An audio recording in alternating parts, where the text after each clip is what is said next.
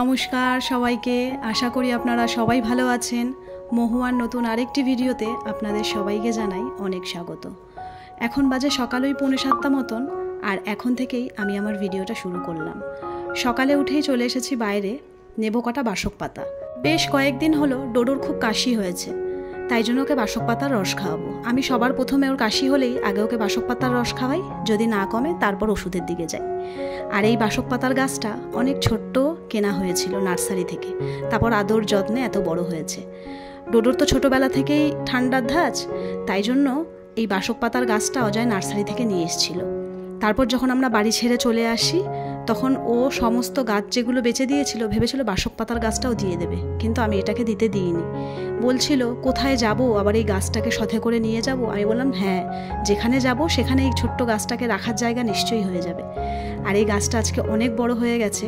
আর এইখানে আসার পরে গাছটা এত বড় হয়ে যাওয়ার পর অনেকেই এখানের বাসক পাতা নিয়ে যায়, তাই এইটা ভেবে আমার ভীষণ ভালো লাগে যে আমি আমার বাসক পাতা দিয়ে এখানে কিছু মানুষের উপকার করতে পারি, মানুষের কাজে লাগে।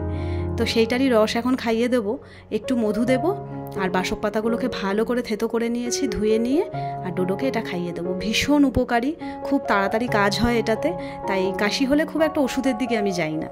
তারপরে এখানে বসিয়ে দেবো চা খাবো। চা না খেলে তো আর দিন শুরু হয় না, মনে হয় যেন কি একটা করিনি।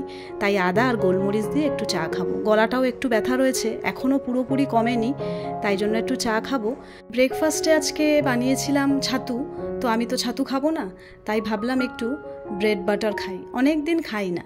তো আমি একটু অন্যরকম করে বানাই, মানে বাটারটাকে ব্রেডের ওপর ভালো করে লাগিয়ে তারপরে ওর ওপর একটু চিনি দিয়েও খাওয়া যায়, কিন্তু আজকে চিনি দিয়ে ভাবছি ওটাকে একটুখানি ফ্রাই প্যানে হালকা করে ভাজবো। শুনেছি নাকি খেতে ভীষণ ভালো লাগে। আমার মা এরকমভাবে আমার ভাইকে বানিয়ে দেয়, তাই ভাবলাম আমিও একটু এরকম বানিয়ে খাই, দেখি কীরকম খেতে লাগে। তো সত্যি বলছি, বানিয়েছি, খেতে ভীষণ ভালো হয়েছিল।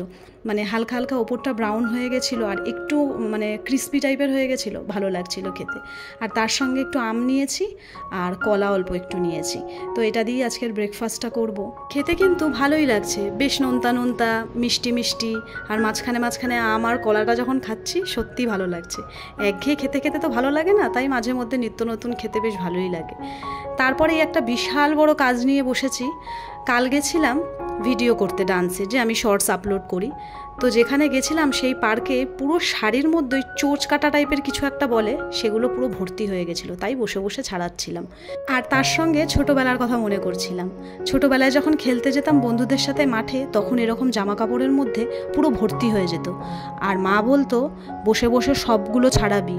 আমি কিন্তু একটাও ছাড়াবো না, নইলে জামা কাপড় সব ছুঁড়ে ফেলে দেবো। তো আজকে আবার অনেক অনেক বছর পর এই জিনিসগুলো দেখতে পেলাম। আর আমি যখন ভিডিও করছিলাম তখন বুঝতেই পারিনি, বাড়ি এসে দেখলাম এই শাড়িতে সমস্ত ভর্তি হয়ে গেছে।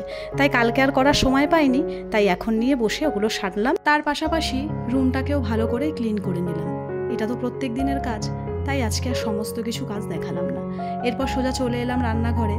আজকে এই চারাপোনা মাছ এসেছে, ইলিশ মাছ এসেছে, তার সঙ্গে ডোডোর জন্য এসেছে রুই মাছ। সমস্ত কিছু রান্না করব, তার আগে সবজিগুলো কেটে নেব। পেঁপে দিয়ে মাছের ঝোল করব। আজকে শ্বশুরবাড়িতেও একটু মাছ রান্না করে পাঠাবো, সেই জন্যই আজকে মাছের পরিমাণটা অন্য দিনের থেকে বেশি। তো প্রথমে গোটা পেঁপেটাকেই ছাড়াচ্ছিলাম, তারপরে ভাবলাম এত বড় পেঁপে তো লাগবে না, তাই অর্ধেকটা কেটে রেখে দেবো আর বাদবাকিটা ছাড়িয়ে কাটবো।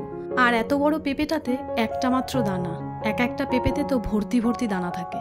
সত্যি কথা বলতে পেঁপের মধ্যে অত দানা থাকলে না আমার একদম ভালো লাগে না পেঁপে কাটতে, সারা জায়গা মনে হয় দানাতে ভর্তি হয়ে যায়। তো এই পেঁপেটা দিয়ে যে চারা মাছটা এনেছি সেইটার ঝোল করব, আর বেগুন দিয়ে আর আলু দিয়ে ইলিশ মাছটা বানাবো।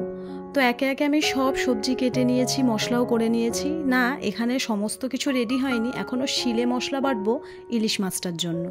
আজকে ভাবলাম জিরে আর কালো জিরা বেটে, শিলে বেটে ইলিশ মাছটা রান্না করব। আর এই রেসিপিটা আমাকে বলল আমাদের যে বাড়িওয়ালা কাকিমা, সে যে মৌ শিলে জিরে আর কালো জিরা একসাথে বেটে ইলিশ মাছের ঝোলটা করে দেখো, খেতে খুব ভালো লাগবে। তো সত্যি কথা বলতে আমার নিত্য নতুন রান্না ট্রাই করতে ভীষণ ভালো লাগে। আমি যখনই কোনো নিত্য নতুন রান্না দেখি তখনই আমি ভাবি যে না, এটা আমি ট্রাই করি। আর এই প্রথমবার আমি ইলিশ মাছে টমেটো দিলাম। এর আগে কখনো আমি ইলিশ মাছে টমেটো দিইনি। তো ওদিকে রান্নাটা আমার হয়ে গেছে। এরপরে এই আলু আর পেঁয়াজ রাখার যে ঝুড়িটা, সেটা ভাবলাম একটু পরিষ্কার করে নিই, খুব নোংরা হয়েছে। বাজার থেকে আজকে আলু পেঁয়াজ আনা হয়েছিল, তাই ভাবলাম এই ঝুড়িটা পরিষ্কার করে তারপরেই আলু পেঁয়াজগুলো রাখবো। আমার আগের ভিডিওতে নাহিদা মেহেন্দি ব্লগ কমেন্ট করেছে, অনেক সুন্দর হয়েছে, এগিয়ে যান। অনেক ধন্যবাদ আপনাকে, এইভাবে পাশে থাকবেন। পংঘরণী কমেন্ট করেছে, খুব সুন্দর হয়েছে ভিডিওটা দিদিভাই, আর টেবিল সাজানোটাও খুব ভালো হয়েছে। অসংখ্য ধন্যবাদ আপনাকেও, এইভাবেই পাশে থাকবেন আর আমাকে সাপোর্ট করবেন। আর এদিকে রান্নাবান্না শেষ করে রান্নাঘরের কাজটাও সেরে নিলাম। আপনারা অনেকেই আমাকে এই বাসন রাখা ঝুড়িটার কথা জিজ্ঞেস করেছেন আমি কোথা থেকে নিয়েছি, কত নিয়েছে। তো এটা আমি মিশো থেকে নিয়েছি, কিন্তু এখন এটা অফলাইনেও পাওয়া যাচ্ছে। এই সমস্ত কাজ সেরে এবার চটপট স্নানটা সেরে নেব, আর স্নান করে পুজোটাও করে নেব। আর এদিকে দেখো লাঞ্চ নিয়ে বসে পড়েছি।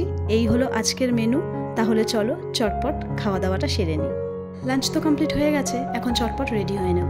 যাব হচ্ছে স্প্ল্যানেড, কারণ সামনেই যেহেতু আমরা ঘুরতে যাচ্ছি, তার জন্যই একটু কেনাকাটি করব। কোথায় যাচ্ছি না যাচ্ছি সেটা পরের ভিডিওতে বলে দেবো। তাহলে চলুন আজকের মতন ভিডিওটা এখানেই শেষ করছি। ভিডিওটা ভালো লাগলে অবশ্যই একটা লাইক আর কমেন্ট করে জানাবেন। খুব তাড়াতাড়ি দেখা করব নতুন আরেকটি ভিডিওর সাথে। ততক্ষণের জন্য সবাই ভালো থাকবেন ও সুস্থ থাকবেন।